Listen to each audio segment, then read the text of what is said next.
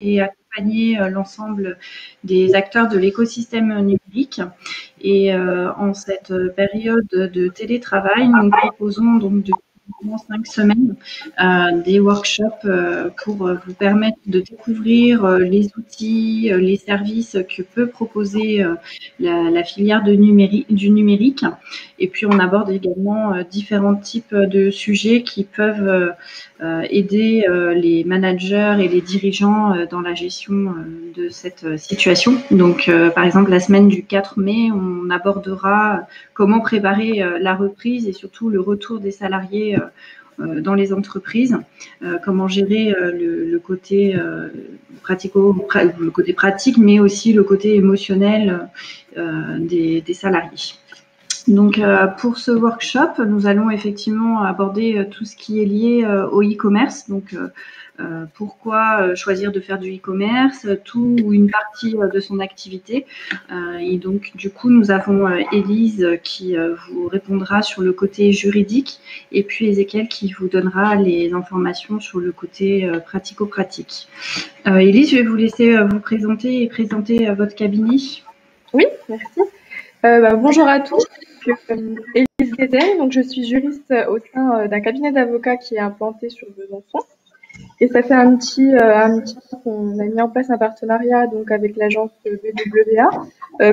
Tout ce qui est partie juridique pour les sites internet, donc les mentions légales, les conditions générales de vente, d'utilisation, et puis ce qui est relatif également à la politique de confidentialité avec le RGPD. Donc on intervient sur tous ces domaines et puis on accompagne également les clients sur leurs projets pour toutes les questions qui peuvent aussi intervenir par la suite dans le cadre de leur activité. Voilà un petit peu pour la présentation générale. Donc, je sais pas si... Du coup, maintenant, sur le côté justement juridique, quels seraient les points d'alerte, les conseils que vous auriez à donner à une entreprise qui réfléchit à passer au côté e-commerce?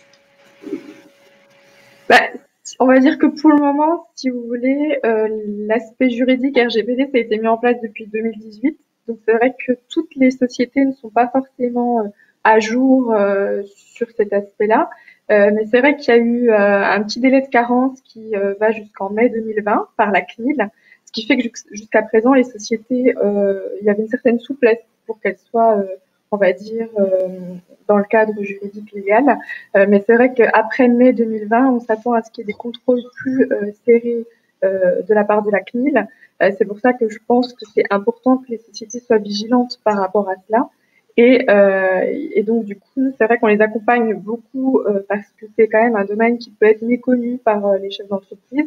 Donc, nous, on les invite vivement à faire de la prévention et puis à s'intéresser à tous ces aspects-là qui, jusqu'à présent, effectivement, on n'en parlait pas beaucoup. Donc, c'est pour ça que nous, on apporte vraiment un accompagnement au quotidien à ces personnes. On choisit donc de passer ton activité sur le côté commerce en ligne. Du coup, quelles seraient en fait les questions à se poser, les points d'alerte? Donc, il y a effectivement la gestion des données, mais après, il y a au niveau de la responsabilité, au niveau justement de son engagement pour le côté ensuite gestion des livraisons ou des choses comme ça. Alors, j'ai pas très bien entendu le début de la question parce que ça a coupé avec le niveau. Donc, dans les conditions générales de vente, effectivement, il y a pas mal de choses à prévoir. Après, c'est vrai que là, comme ça, c'est du cas par cas. Mais c'est vrai qu'on essaie au maximum d'inviter les chefs d'entreprise à être transparents, en fait, avec leurs clients, avec les consommateurs. Donc, les délais effectivement, on va être précis au maximum. Puis, être également transparent avec la collecte des données, puisque qui est principalement attendu par les autorités compétentes en termes d'informatique et de liberté. Et donc du coup, comment est-ce que vous fonctionnez quand une entreprise décide donc de passer au e-commerce? Vous leur conseillez à quel moment de s'adresser à vous? Vraiment en amont du projet, enfin voilà, vraiment à la Alors oui, réflexion? alors c'est vrai que ouais, alors ça dépend des projets. Donc parfois, les clients sont déjà en lien avec l'agence BWA qui va justement poser les bases du projet, voir avec eux comment ils vont mettre ça en place. Et puis ensuite, les clients prennent très vite rendez-vous avec nous. La plupart du temps, ça c'est à distance, ça les arrange beaucoup. Donc on échange par téléphone ou par mail. Ils nous expliquent leur projet et puis nous, on va leur montrer un petit peu comment on fonctionne. On va beaucoup échanger. On va commencer déjà à leur demander un certain nombre d'informations pour bien comprendre leur activité et leur projet. Et puis ensuite, on va leur proposer le projet qu'on a rédigé qui correspond donc à leur activité. Et puis, ils nous font un retour parce que nous, le but, c'est vraiment de répondre un maximum à leurs questions, à les accompagner pour leur permettre d'être plus sereins voilà, sur la partie juridique qui, effectivement, est plutôt méconnue en général pour ces nouveaux chefs d'entreprise ou pour ces nouvelles activités. Et donc, du coup, votre accompagnement va porter à la fois sur les conditions générales de vente, donc qui sont normalement disponibles sur le site internet, et puis peut-être après sur, je sais pas, les formulations sur les factures ou les choses comme ça. Sur quel type de documents vous intervenez? Alors oui, bah alors donc c'est vrai que nous on intervient, on s'assure en fait qu'il y ait toutes, on va dire les mentions légales sur les sites internet, toutes les mentions qui sont obligatoires. Après, en général, on intervient donc sur les conditions générales de vente. Et puis BWA nous envoie toujours le lien avant que le site internet soit en ligne pour que nous on puisse checker que tout est bien mis en place par rapport à tout ce qui est aussi politique sur les cookies et sur les technologies qui sont utilisées.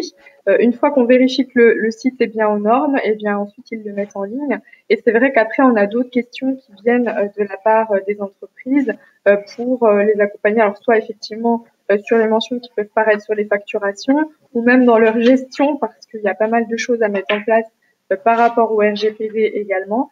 Et puis nous, on les aide justement à traiter leur base de données, leur expliquer quels sont on va dire, les éléments qu'ils peuvent demander à leur clientèle, celles qu'ils peuvent moins demander, et puis comment gérer toute cette base de données finalement.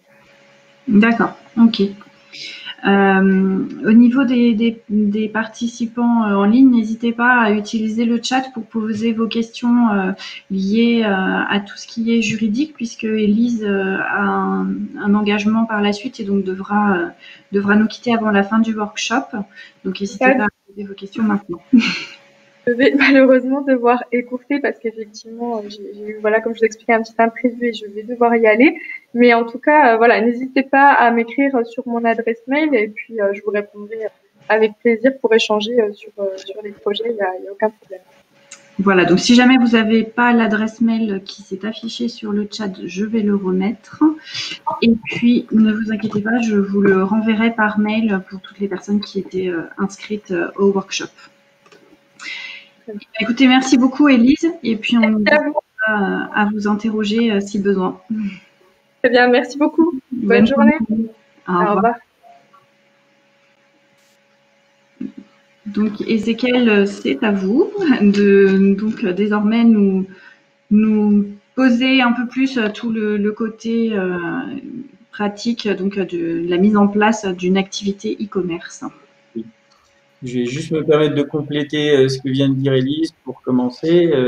Donc concernant la partie, parce que bon, on parle de e-commerce, mais c'est vrai que le e-commerce il peut prendre plusieurs formes et on va en parler tout à l'heure. Et souvent, donc le travail, il y avait une question, c'est est-ce qu'on doit se poser, c'est les questions légales en amont, voilà, du projet. Donc déjà, c'est une évidence à mon sens. Déjà parce que on va avoir pas mal de clients donc, qui ont un projet qui se dessine, qui se construit aussi autour de ce qui est légal. C'est-à-dire que si on prend par exemple le cas de nos startups qui se lancent, c'est une évidence que le contexte juridique et comment on va le manier, comment on va l'articuler, tout ça, va donner naissance à la conception même du site e-commerce ou de la startup, puisqu'il est construit dans un cadre légal. Il se construit dans un cadre légal. Donc ça veut dire que l'accompagnement, là aussi, en amont, il est non seulement essentiel, mais les avocats vont avoir un rôle de conseil et qui va permettre de construire, en général, c'est tripartite, avec le client, l'agence et puis les avocats, de construire un petit peu même la stratégie. Qu'est-ce qu'on peut faire? On a des clients qui vendent des voyages en ligne, mais parfois plus, on va dire par intermédiaire, avec plusieurs personnes qui viennent se greffer sur un voyage, avec des choses comme ça. Donc, on est vraiment tout de suite dans des responsabilités ou pas. Dans tous nos sites de start-up qui sont sous forme d'uberisation, eh ben c'est pareil. À quel moment est-ce que je suis responsable de ce que je fais ou pas? Est-ce que c'est légal ou pas? Est-ce que ça devient un contrat de travail? On est en plein dans des problématiques actuelles qui sont importantes, mais qui vont construire le projet. Et donc, on n'est plus sur juste, je viens mettre un coup de tampon, valider mon site, etc. en aval, mais on est vraiment sur, je construis aujourd'hui quelque chose, et donc c'est une réflexion qui doit arriver et qui est primordiale. Voilà, donc ça c'était pour le contexte à mon sens d'une transformation, parce qu'une transformation, ça s'amorce par une réflexion. Et la première réflexion à avoir, déjà, c'est est-ce que j'ai le droit de faire ça? Dans quel contexte? Et quelles sont mes possibilités? Donc, c'est pour ça que c'est pas plus mal, finalement, qu'on ait commencé par parler des RGPD, parce que, justement, c'est une des premières questions qu'on se pose, enfin, des RGPD et de tout le côté légal de cette transformation.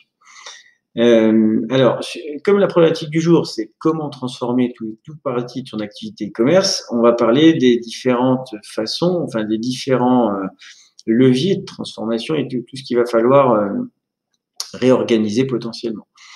Alors, la première chose, c'est l'offre. L'offre en elle-même, parce que déjà, il faut se poser les bonnes questions. Est-ce que, voilà, en fonction de la typologie du client ou de qui vous êtes, tout simplement, voilà, l'offre, est-ce que je vais la transposer? Est-ce que je vais la transformer ou est-ce que je vais l'augmenter? La transposer, c'est dire, OK, j'ai un catalogue de produits et je vais le transposer, je vais le mettre sous forme d'un catalogue e-commerce et je vais le vendre en ligne. Le transformer, c'est dire, je vais lui apporter de la valeur, je vais l'amoindrir parfois, je vais je vais en tout cas le modifier parce que l'e-commerce ne me permet soit pas de tout faire, soit d'en faire plus. Et justement, l'augmenter, ça va être parce que je peux proposer des services. On a des clients, par exemple, je prendrai quelques exemples tout à l'heure, qui vont profiter, on va dire, de l'e-commerce et de ces fonctionnalités du digital globalement pour proposer d'autres services. C'est-à-dire que la réflexion de base, c'est comment je propose mes services en ligne, mais c'est trop limitant.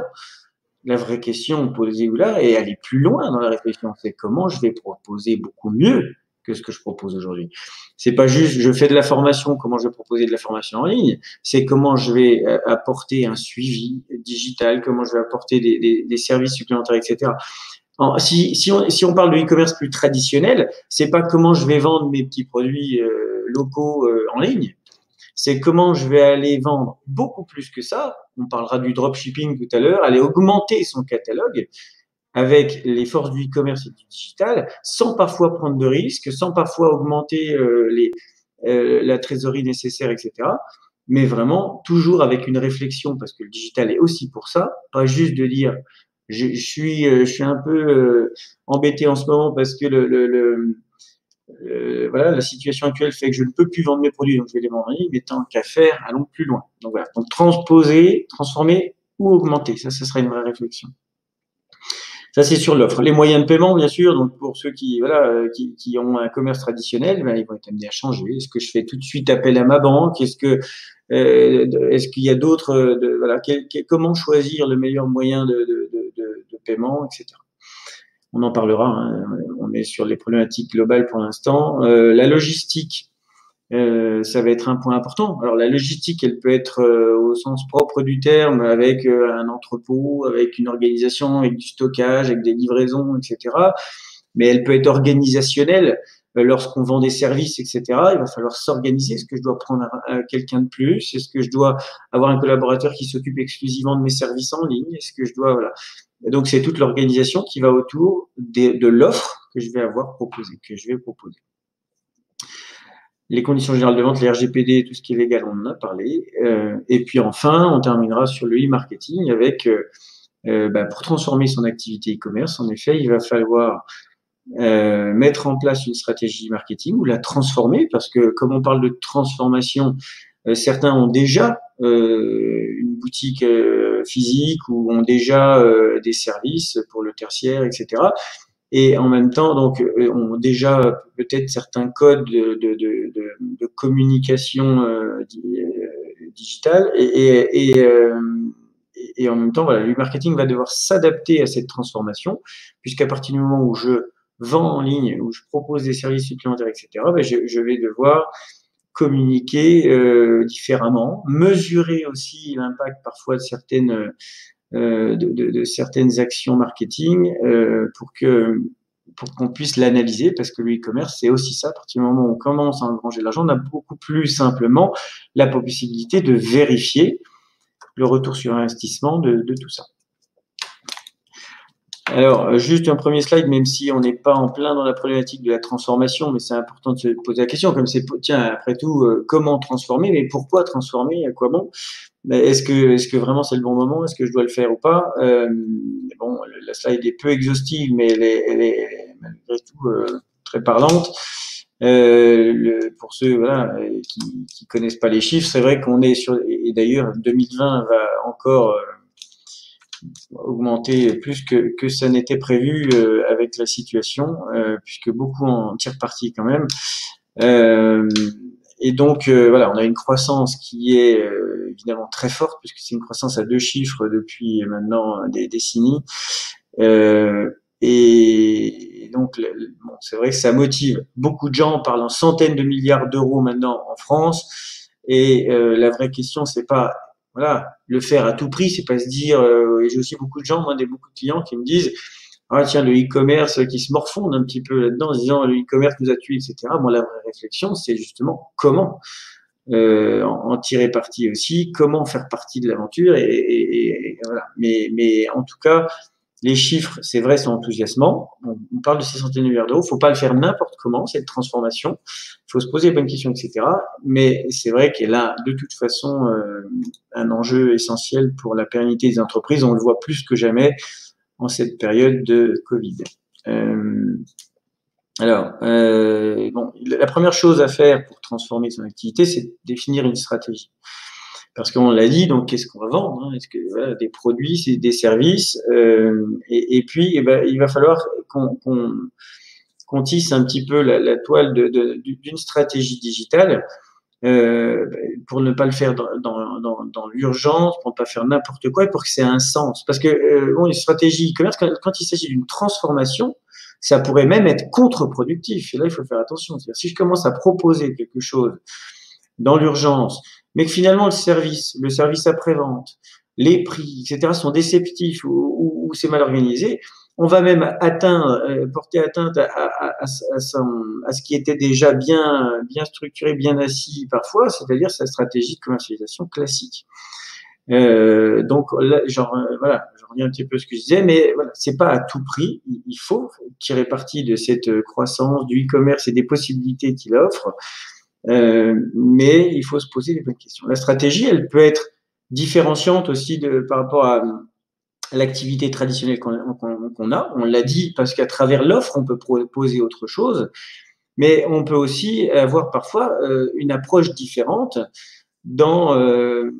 même dans la stratégie, dans la cible, parce que peut-être que la cible en local va être une certaine population géographiquement ciblée, mais aussi avec voilà une tranche d'âge qui peut être différente du e-commerce, etc. Donc là, s'agissant du e-commerce, on peut avoir des fois une transposition graphique des produits, de la façon de parler aux gens, même hein, dans la sémantique, etc., dans l'approche, qui est différente parce que j'ai des fois les mêmes produits, mais avec une clientèle différente. Je peux même avoir une approche tarifaire qui est différente. Et là, c'est intéressant. C'est-à-dire, en e-commerce, si je veux avoir une stratégie tarifaire différente, donc là, je suis vraiment dans le cadre d'une transformation vers le e-commerce, ben, est-ce que je garde le même nom ou est-ce que je change de nom? Parce que si je commence à vendre moins cher en e-commerce, attention, on peut avoir un problème de conflit si c'est fait sous la même effigie. Donc voilà, quelle stratégie adopter? Et là, chacun aura la sienne, chaque client aura la sienne, et le but, c'est de l'accompagner, de l'accompagner dans cette réflexion, parce qu'elle mûrit. En général, on va accompagner nos clients et on va créer cette stratégie avec eux. Ils vont être bien surpris des fois de justement s'apercevoir qu'en fait, il faut des fois créer une autre société, par exemple, ou alors changer de marque, changer de prix, etc. Et finalement, plus que de compléter, plus que de refléter, on va transformer, comme je le disais tout à l'heure. On va pas transposer, on va transformer. Et puis, des fois, on va tout faire un petit peu en même temps. On va augmenter, transformer. Voilà. Ça m'emmène à la slide suivante, en fait, où on parle. Juste une petite question par rapport à ça sur la définition de la stratégie. Est-ce qu'il y a des activités qui tout de suite ne sont pas du tout adaptées au e-commerce? C'est-à-dire que on peut se poser la question et en fait se rendre compte que ça ne fonctionne pas. C'est très rare. C'est très rare. C'est pas tant une typologie de client ou un cas de figure qu'une manière de borner son esprit en général. Je vais prendre un exemple tout à l'heure qui est peu intuitif. Je vais vous montrer comment on a transformé récemment des huissiers, par exemple, qui font des constats et en un site e-commerce qui marche très très bien. Et en fait, c'est vrai que comme ça d'emblée, mais alors vraiment, d'ailleurs, c'est les premiers à y venir. La profession, dans la profession, ça n'existait pas. Et en fait, on s'aperçoit que tout de suite d'emblée, on dirait non, mais en fait non, un constat, faut que ce soit en présentiel, faut que ce soit en direct, faut que je sois là, faut qu'en plus, attention, c'est vraiment très verrouillé légalement parce que je constate quelque chose, etc. Et ça peut pas se faire sur Internet, etc. Et bien si. Donc on peut effectivement quasiment dans tout. C'est juste qu'il va falloir parfois remanier, transformer, comme je le disais, compléter, parfois enrichir son catalogue ou ses services, etc. Mais il n'y a pas de domaine d'activité dans lequel on puisse pas un temps soit peu tirer profit du e-commerce. Par contre, la stratégie, c'est pas évident. Là aussi, c'est un métier. Hein, le conseil est de savoir justement adapter tout ça et en trouver quelque chose à mettre une stratégie à mettre en place, c'est pas toujours évident. Et c'est clair que dans certains domaines, ce sera plus compliqué que d'autres. Mais il est rare qu'on ne sache pas faire naître un tant soit peu une problématique qui nous permette d'aller au moins sur une partie du service ou en le transformant sur du e-commerce. D'accord. Sur la transformation, alors on peut se poser la question sous quelle forme on veut transformer un petit peu son activité. Là, il y a plusieurs façons de passer au e-commerce. Basiquement, et c'est ce qui se faisait il y a bien longtemps, et c'est ce qu'on ferait un petit peu dans l'urgence, comme ça, si c'est pas mûri. Et souvent, les gens passent au e-commerce aujourd'hui avec des outils des fois qui sont gratuits en disant tiens, allez, j'essaye moi-même, je me débrouille, etc. Et finalement, ça va être hyper limitant parce qu'ils sont pas bien conseillés, parce que voilà, et ils vont aller spontanément sur une stratégie où on considère le site comme un canal différent de diffusion. Donc là, on n'est pas du tout sur la transformation, on n'est pas du tout sur de la valeur ajoutée. Enfin, c'est pas tout à fait vrai, on apporte une valeur supplémentaire, mais on est plutôt sur la transposition. Je vais proposer les services que j'ai déjà en temps normal sur un site. C'est vraiment deux canaux différents. Et je le propose. Basiquement, je l'ai transposé. Je mets un bouton pour payer en ligne et terminer. C'est ce qu'on appelle du multicanal. C'est une stratégie multicanal, du marketing multicanal. Et je vais vraiment considérer tout ça comme deux choses différentes. C'est bien, hein, c'est deux choses bien. Voilà, j'avais un catalogue, je vendais des produits au centre-ville de Dijon, et puis soudainement, je vais me mettre à les proposer au monde entier potentiellement à travers ma boutique en ligne. Le marketing et la stratégie cross-canal, on est sur des canaux de distribution qui peuvent fonctionner en synergie. C'est-à-dire que concrètement, là déjà, on voit qu'il y a une valeur ajoutée qui s'apporte en plus. Je ne fais pas que d'étendre les frontières de la fusion. J'apporte une valeur ajoutée puisqu'il s'agit de synergie entre le digital et ma stratégie habituelle. J'ai mis comme exemple le click and collect. Le click and collect, l'idée, voilà, c'est ça. On l'a tous plus ou moins pratiqué. Je commande en ligne et on va me proposer de venir chercher en magasin. Là, il y a une vraie synergie parce que déjà, je peux avoir des services supplémentaires, du SAV qui est local alors que j'achète en ligne. je vais pouvoir récupérer le produit des fois dans la journée, je vais pouvoir voilà. Les frais de transport sont amoindris en même temps que j'apporte un service qui est plus rapide, plus fluide à mon client final. Et on voit se mettre en place déjà voilà, une synergie entre le site e-commerce et le magasin traditionnel. C'est également vrai avec du service. Hein, c'était ce marketing cross-canal est vrai lorsqu'on est dans le tertiaire et qu'on est dans le service. C'est exactement pareil. Et enfin, j'ai le marketing omnicanal, hein, qui est là justement, on commence à repousser les limites un petit peu de la conception traditionnelle et puis de ce qui est intuitif, etc., pour aller vraiment sur quelque chose qui est plus global. On a un fonctionnement qui est plus simultané. En fait, on ne fait quasiment plus la différence entre un point de vente physique et un point de vente en ligne, etc. C'est quelque chose qui est dans un raisonnement global, en partant du principe qu'aujourd'hui, quelqu'un qui fait ses achats, il peut repérer sur Internet, sur un réseau social ou quoi que ce soit, être en même temps sur son smartphone dans les rayons, il est dans le rayon, mais il est sur son smartphone en train de comparer les prix, en train d'utiliser un service qui est proposé par le site Internet, etc., puis finalement acheter en magasin, etc. On parle d'expérience globale. Et dans son expérience e-commerce, elle est quasiment comme ça omnisciente et omnicanale dans sa globalité. Et là, on est vraiment à repousser un petit peu voilà, les limites très classiques, bornées, etc., habituelles du e-commerce. Et c'est comme ça qu'il faut envisager. Donc la transformation, oui, mais d'abord, on en était à la réflexion sur la stratégie. Quelle stratégie et puis sous quelle forme est-ce que j'ai envie de voilà quelle valeur ajoutée je dois apporter à mon entreprise à travers cette mutation. Alors, je vous parlais de quelques exemples. Donc, j'ai pris 2 exemples très rapides qui sont pas qualitativement choisis pour des résultats particuliers quoi que ce soit, mais plus déjà parce c'est des projets qu'on a eu à mener très récemment, liés aussi à la transformation de la manière de travailler par les temps qui courent. Et donc un petit peu dans l'urgence, donc c'est d'actualité. Et puis en même temps, on est sur des transformations qui sont classiques et qui font partie enfin voilà, qui auraient été les mêmes en temps normal. Hein. Donc il n'y a pas c'est pas une spécificité au Covid. Donc je vous parlais de ce site d'huissier. Hein, donc c'est un cabinet, une étude qui est un peu partout en France, enfin, qui est à Nevers. Le siège est à Nevers, ils sont un peu partout en France. D'ailleurs, pour mes confrères, je sais que vous êtes certains à m'écouter, n'hésitez pas à utiliser la plateforme qui marche vraiment très très bien. Et nous, on s'en sert beaucoup. Et c'est vraiment pour la filière quelque chose de top.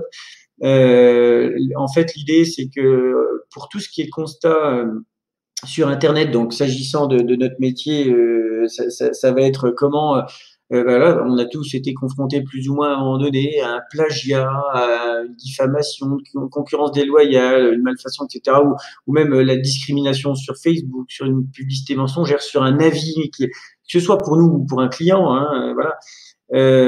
Et du coup, en fait, là, l'idée, à travers donc cette transformation, on a conseillé. Alors vraiment, les huissiers n'ont pas vu venir le truc. Ils sont venus vers nous pour un site vitrine et ils sont repartis avec beaucoup plus. Ils ont un site. Bon, j'ai un autre site qui est un peu confidentiel dont on peut pas parler, mais où on va beaucoup plus loin encore avec eux. Mais là, l'idée s'agissant du constat, c'est déjà basiquement sur des produits assez simples. Alors, on leur a fait faire des vidéos, des choses comme ça. D'avoir des produits types, donc des constats pour Facebook, pour des captures web, pour de la vidéo, pour de la diffamation, pour des réseaux sociaux, du plagiat, etc., mais qui vont se faire en quelques clics. Et encore une fois, c'est pas intuitif d'aller transformer en e-commerce le service d'un huissier, c'est pas hyper intuitif. C'est assez simple, on va définir l'objet de son constat, choisir le nombre de captures dont on a besoin, dire si oui ou non, voilà, j'ai un mot de passe pour accéder, etc. Je vais en mettre qu'une seule parce que sinon il va me demander, je pense, maintenant, hop. Je ne sais pas ce qu'il me demande. Voilà. Là, il me demande de juste copier l'URL de la page à renseigner, etc. Et en général, dans la journée, vous avez votre comptable, mais vraiment qualitatif. Ils ont un service derrière. Pour le coup, ils se sont réorganisés. Ils ont recruté quelqu'un pour le faire parce qu'ils ont beaucoup de demandes. Hein, ça marche très, très bien. Ils font des dizaines de milliers d'euros par mois avec ça. Hein. Alors que le site est très récent. Et donc, voilà, ils ont toutes les informations et derrière, on va amener à payer. Donc, vous voyez que à partir d'une problématique de transformation relativement peu évidente et d'une perte d'affaires, en l'occurrence, quasiment totale dans une période de confinement comme celle-ci, eh bien, ils ont un service qui non seulement sauve un peu les meubles, mais en plus va être totalement pérennisé parce qu'il a du sens. Parce que les cabinets d'avocats qui sont en train de tester le truc disent mais c'est génial. Et en fait, ils vont utiliser le service à long terme. Donc on en parlera parce que sur la diffusion, ils ont mis les moyens aussi. Hein. Il y a beaucoup de contenu qui a été créé, beaucoup de vidéos. Vous pourrez aller voir le site sur qu'est-ce qu'un constat, comment on le rédige, comment on le fait, pour montrer que c'est pas n'importe comment qu'on fait un constat, même pour un site web à distance, etc. Comme ça, ou pour une page Facebook ou pour un mail. On a beaucoup de cas de divorce, de choses comme ça où il faut prouver. C'est sur un téléphone, sur etc. Bon bah comment je fais? Et tout ça est voilà en quelques clics accessible à un tarif vraiment intéressant. Donc forcément, bah, parce qu'ils ont joué le jeu, parce qu'on a un site qui est plutôt simple d'accès, etc. Eh bien, on a un e-commerce qui fonctionne bien et une activité qui s'est transformée autour du e-commerce. Effectivement, c'est un bon exemple parce que ça montre que beaucoup d'activités peuvent effectivement passer sur le côté e-commerce. J'ai une interrogation sur justement comment est-ce qu'on peut faire en sorte sur notre site e-commerce pour montrer la véracité des informations, le fait que la prestation qui est proposée ou le produit qui est proposé, c'est pas une arnaque, parce que c'est la question que peuvent se poser quand même les clients. Oui. Alors, bien souvent, on va essayer effectivement d'utiliser tout ce qu'on va appeler critères de réassurance pour essayer de conforter l'internaute dans son acte d'achat. Alors, bon, les plus traditionnels, ceux qu'on connaît, ça va être les avis. Hein. Les gens vont beaucoup se fier aux avis malgré tout, même si on sait très bien que certains utilisent des avis qui sont fictifs ou qu'ils remplissent eux-mêmes, etc. Il faut réussir à faire la part des choses un petit peu là-dedans. Et donc, il y a bien sûr des sociétés qui sont spécialisées dans les avis en matière de e-commerce et qui vont déjà uniquement interroger les gens qui ont réellement passé un achat. Hein. N'importe qui ne peut pas juste déposer un avis, mais il faut avoir passé commande.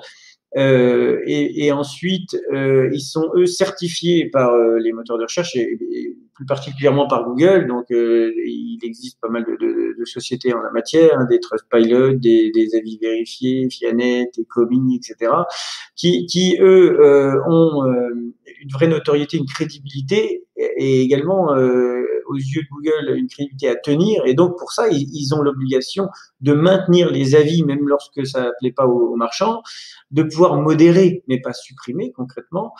Et puis surtout d'interroger uniquement des gens qui ont vraiment eu une expérience sur le site.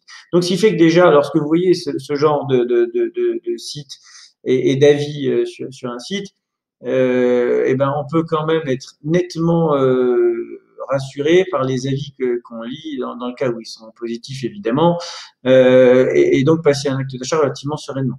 Après, s'agissant, on va en parler du paiement sécurisé, etc. Bon ben, il faut bien sûr faire attention et bien vérifier que vous avez affaire à un marchand qui est sérieux et donc vérifier sur quelle plateforme de paiement vous êtes, etc. pour pas aller mettre vos coordonnées bancaires n'importe où. Mais on va dire que globalement, les codes de réassurance classiques sont ceux-là. Et puis après, on peut après se faire plus une expérience soi-même, bien sûr, en allant tester le site sur des petites choses simplement, hein, et puis en ayant une première expérience soi-même avant en général, de sélectionner le site et puis de se transformer soi-même en repeaters en commandant régulièrement sur le site. Je vais prendre un exemple sur Politique Jardin. Alors là, c'est un site e-commerce plus traditionnel. On est sur un site classique qui vend des produits. C'est des fabricants. C'est une usine qui est à côté de Châlons, pour qui on travaille depuis peu, qui nous ont passé commande, mais un peu dans l'urgence avec le Covid, etc. Pour qui on a fait un site. Et là, il faudrait être tolérant parce on a eu une semaine pour le faire. Ils nous ont dit, mais est-ce qu'on peut faire e-commerce, de transformer notre activité en e-commerce? Parce que vraiment, eux, concrètement, très belle boutique, hein, 30 millions d'euros, ou je crois même plus que ça, 200 collaborateurs, etc. Et en fait, ils travaillent uniquement avec des jardineries, des choses comme ça, donc tout ce qui est Villa Verde, Jardiland, etc. Et donc là, tout d'un coup, ils se sont trouvés vraiment, évidemment, à perdre un chiffre d'affaires colossal et à vouloir vendre en direct. Faut toujours être un petit peu prudent, hein, avec les clients qui ont cette problématique-là, parce que attention, il y a un réseau de distribution. Je le court-circuite pas n'importe comment. Hein. C'est pas juste, bah tiens, ouais, c'est top, je vais passer au e-commerce, ouais, on y va et puis on voit ce que ça donne. Très souvent, il faut anticiper la réaction du réseau de distribution et se dire attention, est-ce que je vais me faire taper sur les doigts? Est-ce que pire, il y en a qui vont me dire salut, j'ai plus envie de vendre, si tu vends tes produits en direct, moi c'est terminé, je vais aller les chercher chez le voisin, etc. Donc il y a on parlait de la stratégie, de la réflexion. Lorsqu'on est fabricant, lorsqu'on a ses propres services ou ses propres produits et qu'on se met à les vendre en direct, il faut se poser la question, est-ce que j'avais un réseau de distribution et est-ce que je vais lui faire mal en vendant en direct? Est-ce que je vais lui faire du tort et est-ce que j'ai pas plus à perdre qu'à gagner à le faire? J'ai aussi la possibilité de le faire en marque blanche, hein, ou du moins sur une autre marque, en allant transformer un petit peu ma boutique. Donc là, je parlais tout à l'heure de créer une autre structure. C'est dans ces cas-là que ça peut avoir du sens, pour se dire voilà, je me crée comme étant moi-même un retailer, un e-commerce à part, et je suis client de ma propre boutique qui suis fabricant. Et finalement, voilà, j'ai un autre sirette pour vendre, distribuer, mais comme n'importe qui pourrait le faire. Donc, je ne suis pas concurrent outre mesure d'un autre. Je me crée une structure différente. Donc ça, c'est des vraies réflexions à avoir lorsqu'on transforme. C'est est-ce que je vais pas me tirer une balle dans le pied, soit parce que je vends moins cher à mes clients habituels, soit parce que soit parce que justement j'ai un réseau de distribution habituellement. Et voilà. Donc comme je disais, un site qui a été fait une semaine, donc on est sur du très basique en termes de e-commerce, mais qui fonctionne très bien puisqu'ils ont immédiatement des ventes voilà, sur le site. Donc leur problématique, eux ils fabriquent, ils sont fabricants, ils n'avaient pas l'idée de commercialiser au départ. Et puis ils ont annoncé pas plus tard qu'hier, durant le confinement, voilà, Poetic ouvre sa boutique en ligne, voir la boutique et du coup on arrive sur la possibilité de vendre. Donc ils ont transformé leur métier en quelque sorte puisqu'ils étaient uniquement fabricants et ils faisaient du négoce plutôt uniquement donc avec un réseau de distribution bien assis, etc. Et puis en même temps, cette période les emmène à avoir une transformation vers quelque chose qui leur permet de la vente directe pour compléter, etc., qui va se pérenniser, qui restera, voilà. C'est aussi, en l'occurrence, un bon moment et un bon moyen de faire passer la pilule au réseau de distribution, parce que quelque part, écoutez, on passe au e-commerce parce qu'on n'a pas trop le choix. Mais concrètement, voilà. Sinon, c'est des problématiques vraiment qu'il faut anticiper. C'est est-ce que je vais pas faire du tort? Est-ce que c'est pas contre-productif finalement cette mise en place? Alors, dans la mutation, dans la transformation du métier de n'importe qui, hein, d'un commerçant lambda, comment dire, la logistique est importante. Et donc, on peut se poser la question, voilà, comment je réorganise ma logistique? Alors, ce qu'il faut savoir, c'est qu'on parlait tout à l'heure d'élargir la gamme, d'élargir le spectre de produits, etc. Plus que de transformer, de transposer, mais d'augmenter, tant qu'à faire les services et les produits. Le dropshipping, concrètement, c'est l'idée de pouvoir étoffer son catalogue à partir de produits qui vont partir directement d'un fournisseur lambda. Donc ça veut dire que je n'ai même plus besoin, je suis plus dans une phase de négoce classique où j'achète pour revendre avec une marge, je reçois ma marchandise, je suis obligé de sortir de l'argent, etc. Il faut savoir que beaucoup de e-commerçants, mais de commerçants globalement, sont en permanence en course après la trésor parce que j'anticipe une saison future, j'anticipe des réappros, des choses comme ça, et je suis toujours à sortir de l'argent en prévision de. Et plus ça marche, et plus j'ai besoin de stock, etc., dans toutes les tailles, dans toutes les couleurs, etc. Donc, c'est des fois des investissements qui sont colossaux et difficiles à gérer en termes de trésorerie, parce qu'une banque aujourd'hui ne finance pas du stock.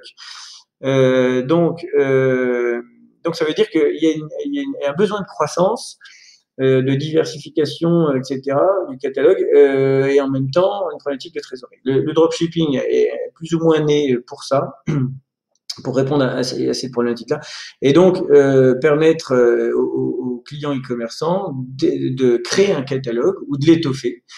Sans investir quoi que ce soit, puisqu'on se met d'accord avec un fournisseur qui va dire, ben voilà, moi j'ai tous ces produits-là, je te les mets à disposition, tu les mets sur ta plateforme, sur ton e-commerce. Ça te coûtera rien, et tu ne paieras à la fin du mois que ce que tu consommes.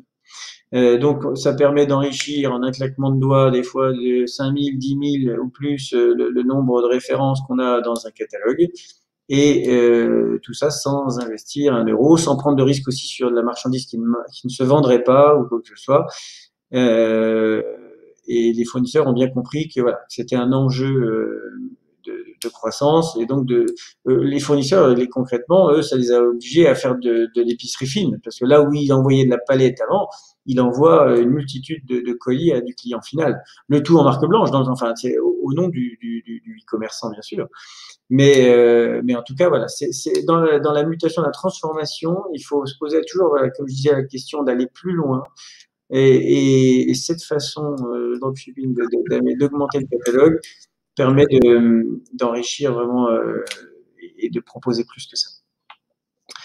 Alors, c'est pas évident. Là, on se confronte à des autres problématiques qui sont des problématiques de synchronisation avec des ERP, avec des outils, avec des vérifications de stock en temps réel, parce que voilà. Mais malgré tout, c'est des choses qui sont intéressantes à proposer. La logistique dans sa globalité, donc là, il y a des problématiques de coût, de temps, d'espace, de qualité, etc.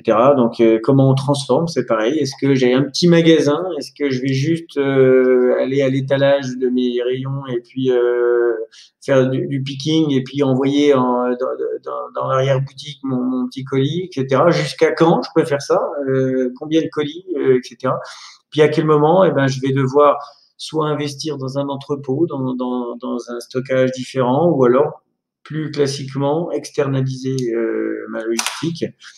L'externalisation en e-commerce est souvent un bon choix. Là aussi, c'est des problématiques de synchronisation, de RP, de WMS, parce que c'est des outils, c'est un métier, c'est des choses qui sont pas simples et qui prennent du temps, qui sont parfois coûteuses, mais qui permettent de mettre en place une machine qui tourne toute seule. Donc quand on est commerçant, on n'a pas le temps, c'est pas notre métier de faire des cartons, c'est pas notre métier de faire du retour, de l'emballage, etc. Et là, il y a un vrai enjeu sur cette transformation logistique, et bien souvent, l'externalisation est un bon conseil. Sur le graphisme et l'ergonomie, la transformation de son site, elle passe par une vraie réflexion. C'est est-ce qu'il faut transformer son site ou en créer un autre, indépendant? Voilà, j'ai un site vitrine, je propose d'autres services. Ben voilà, dans le cadre de nos fameux huissiers, j'ai un site Calijuris qui présente l'activité, qui présente l'étude, etc. Puis j'ai un site qui est indépendant pour les constats, mais il y en a aussi pour les loyers impayés, pour le recouvrement, etc. Qui vont proposer des services en e-commerce individuellement, sous forme voilà. Donc il y a une plateforme qui regroupe tous les services, mais chacun a son site indépendant. Donc dans l'ergonomie, dans la transformation, la première question à se poser, c'est ça. C'est est-ce que j'ai déjà un site vitrine et je viens greffer mon e-commerce dessus? Est-ce que je me mets à part deux sites différents? Est-ce que c'est même une autre enseigne, un autre nom? Est-ce que c'est même des services qui n'existaient pas, que je propose, etc.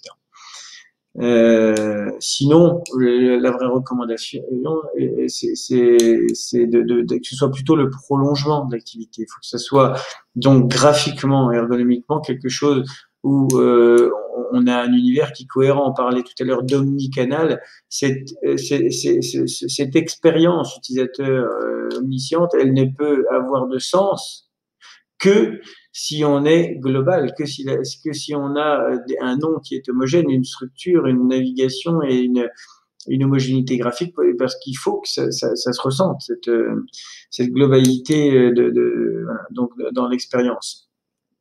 Mais là, il y a une vraie réflexion, encore une fois, sur le réseau de distribution, sur plein de choses en amont, vous l'avez compris.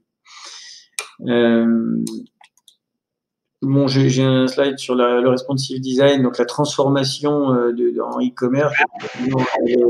Techniquement, elle doit évidemment, donc pour ceux qui ne connaîtraient pas le terme, le responsive design, c'est l'idée de développer un site pour qu'il soit adapté à n'importe quel support, à n'importe quel type de device, et à n'importe quelle résolution. C'est un enjeu qui est même plus d'actualité, parce qu'aujourd'hui on parle carrément de mobile first, c'est-à-dire que c'est bien le minimum que le site s'adapte au support qu'on a entre les mains. C'est bien le minimum. Alors, c'est malheureusement pas le cas pour tous les sites, mais c'est vital de la construction d'un site.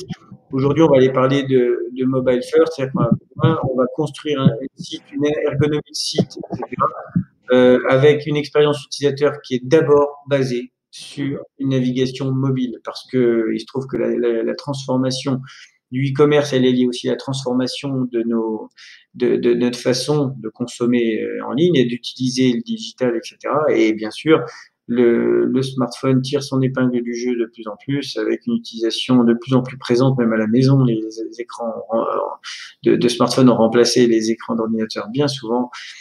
Et donc, l'expérience, principalement aujourd'hui, elle est construite autour d'une construction d'abord mobile. La synchronisation, donc on parlait tout à l'heure un petit peu voilà du travail que ça va engendrer. Une transformation vers un e-commerce, aujourd'hui, elle passe par une transformation du système d'information.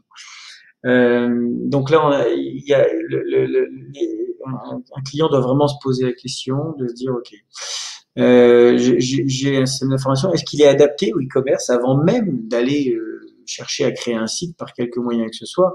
Est-ce qu'il est adapté, mon système d'information? Est-ce que je peux communiquer avec un site? Est-ce que je vais pouvoir échanger?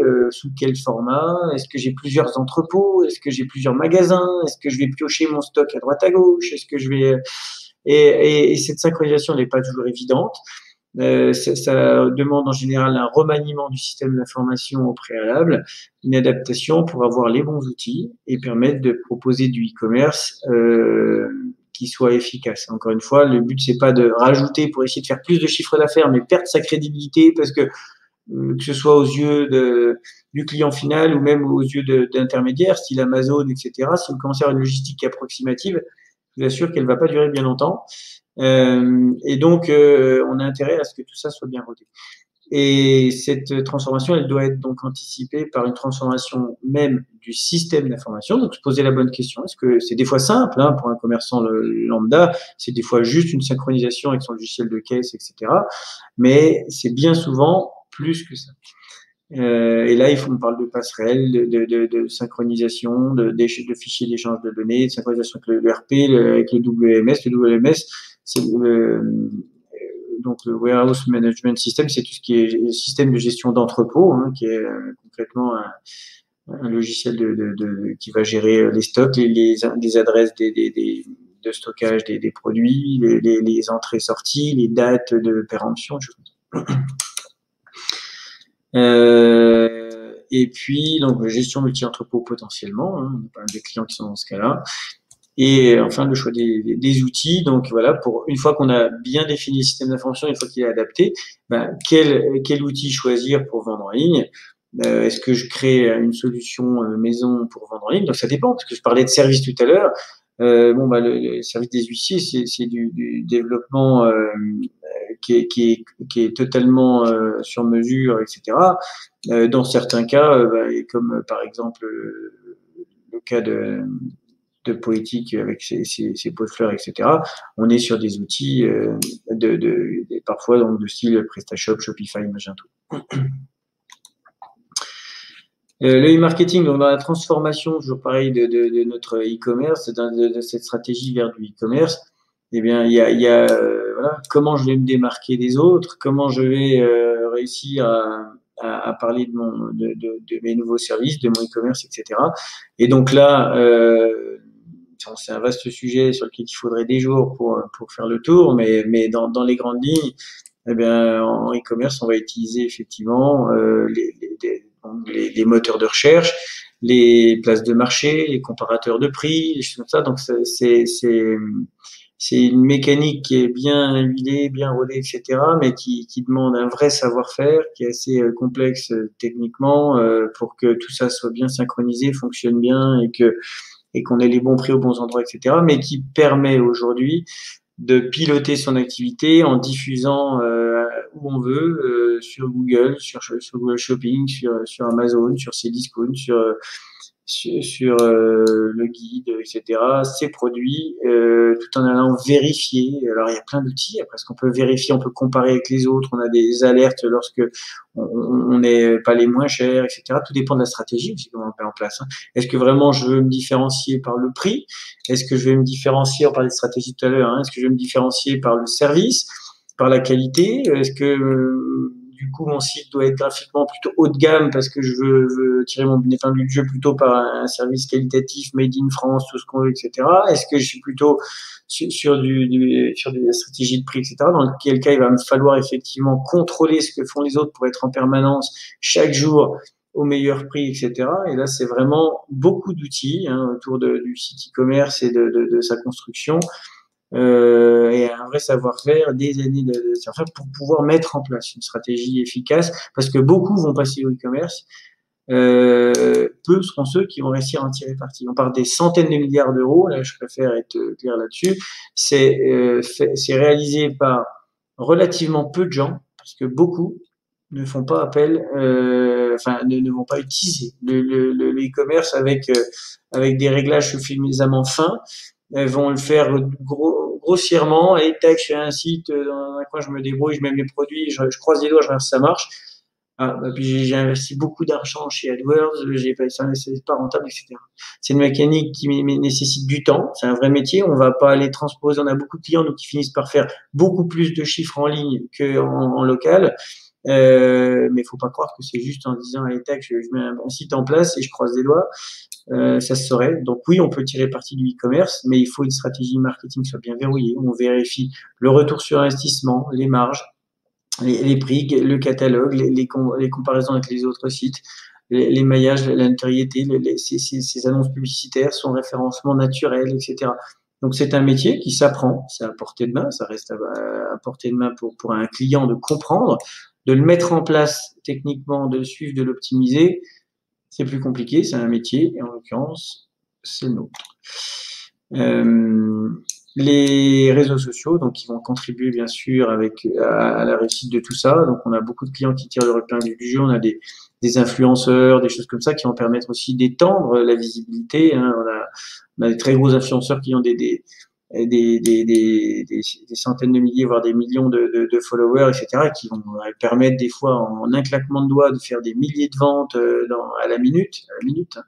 Mais c'est comment tirer parti de tout ça, qu'à mon petit niveau, quand je me dis tiens, j'ai une page Facebook qui débute, et ben comment je fais pour faire grandir ma communauté, pour tirer mon épingle du jeu, etc. Donc là, il y a des stratégies, parfois payantes, parfois gratuites, parfois des relais de croissance avec des influenceurs, parfois simplement de mettre des articles de fond, de contenu qui soient de qualité, et puis essayer de laborieusement monter sa communauté. Des fois sous forme de vidéos. Vous l'avez vu avec la chaîne YouTube de Calijuris, on a vu une vidéo, mais ils en ont des dizaines et qui marchent très très bien. Donc là, il faut se poser la question par rapport à mon métier, quel est le support, le réseau social ou les réseaux sociaux à privilégier. La diffusion en e-commerce, en transformation, c'est aussi savoir vendre autrement, avec des fois en laissant un peu de marge, hein, s'agissant des places de marché, Amazon, Cdiscount, Et il y en a des milliers, des spécifiques ou pas. Sur les comparateurs de prix, comment je connecte tout ça, comment je vais automatiser tout ça. Donc là, c'est vraiment un savoir-faire aussi avec des années d'expérience pour connecter tout ça. Mais cette transition, elle est possible et elle va, c'est vrai, muter, mais ajouter une vraie valeur à l'entreprise. Ce qui est important, c'est de comprendre à travers cette présentation rapide, parce que on a à peu près utilisé le temps qui nous était imparti, que une transformation e-commerce, ben, elle est importante, et ça s'interroge sur plein de formes en amont, sur une stratégie, sur est-ce que c'est uniquement bénéfique, est-ce que je vais réussir à, voilà, est-ce que j'ai le temps de m'en occuper, est-ce que j'ai l'énergie, les supports, les bons fournisseurs, les bons prix, les bons services, les bons collaborateurs, etc. Est-ce que j'ai le droit de faire ce que je veux faire? Est-ce que je peux aller plus loin? Et une fois que tout ça est bien réfléchi, quels sont les outils? Comment je connecte tout ça? Et c'est là que, effectivement, des fois, les clients peuvent être surpris en se disant, ouais, je pensais que je pouvais passer au e-commerce pour quelques milliers d'euros. Ben non, c'est une activité comme une autre qui va être même beaucoup plus puissante la plupart du temps qu'une activité traditionnelle, moins coûteuse. Je suis toujours surpris des fois de la réflexion des clients qui vont dire, ouais, ah, il faut quand même temps pour lancer un e-commerce. Bon, ok. Mais combien il faut pour lancer une boutique, et pour prendre un pas de porte, pour des fois payer un droit au bail, pour l'agencement, la climatisation, prendre du personnel, remplir ses rayons, etc. C'est beaucoup plus que ça en général. Et ils vont le faire bien. Et en e-commerce, ils vont dire, bah non, moi je pensais juste que c'était une extension. En jetant en de e-commerce pour 3-4 000 euros, on va voir ce que ça donne. Non. Désolé, avec 3-4 000 euros aujourd'hui, on ne fait pas de chiffres en ligne. Ça marche pas comme ça.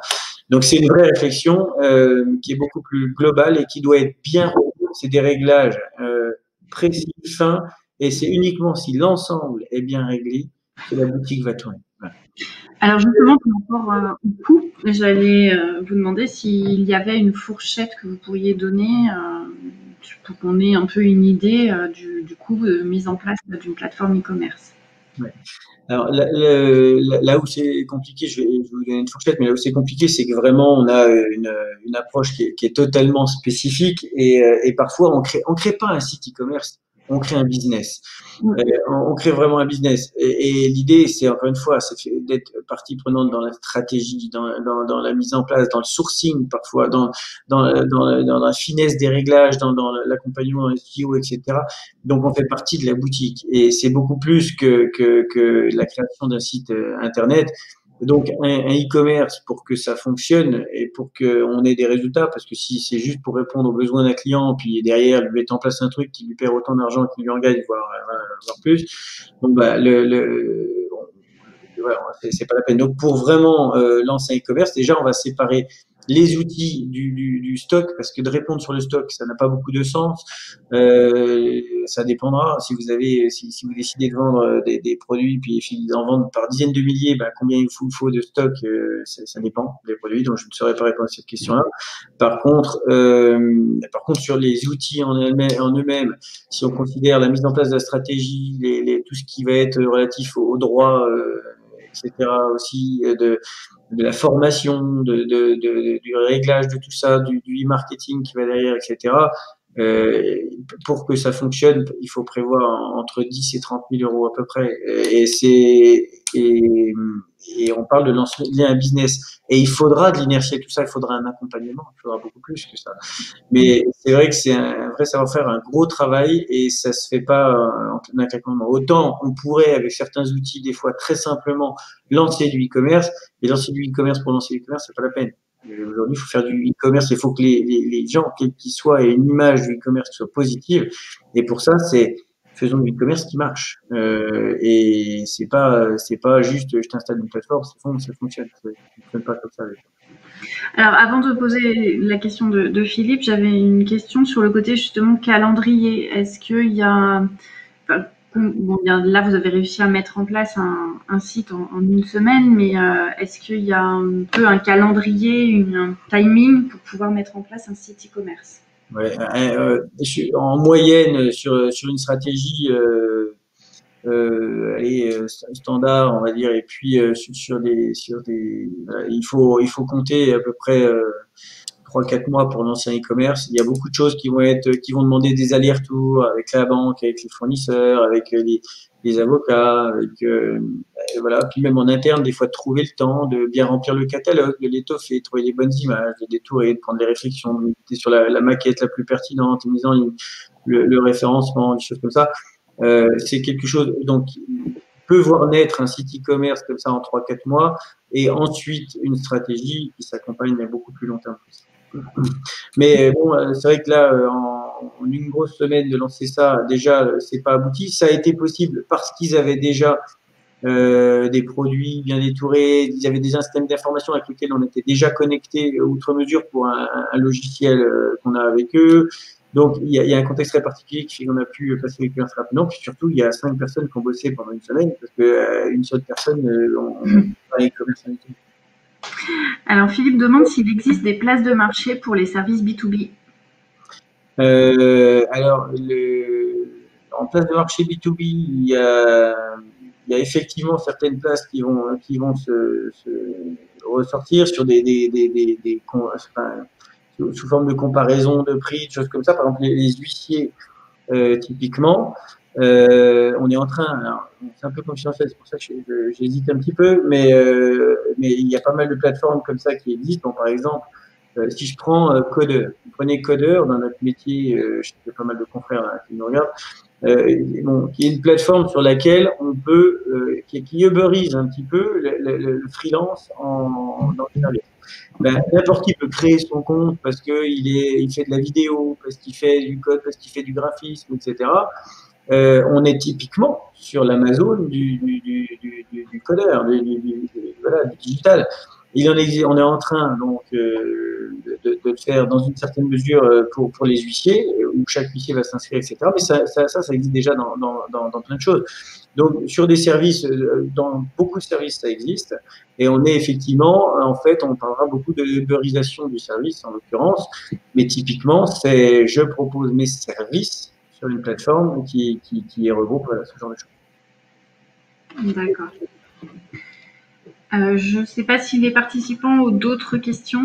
En tout cas, merci beaucoup pour cette présentation qui a permis de effectivement poser les bases et de voir quelles étaient les possibilités par rapport à ce que offre le e-commerce. Du coup, je transmettrai donc les coordonnées aux différentes personnes qui se sont inscrites si jamais elles ont des questions complémentaires à poser. Merci beaucoup, Ézéchiel. Et puis, on ne manquera pas de vous réinterroger s'il y a des demandes complètes.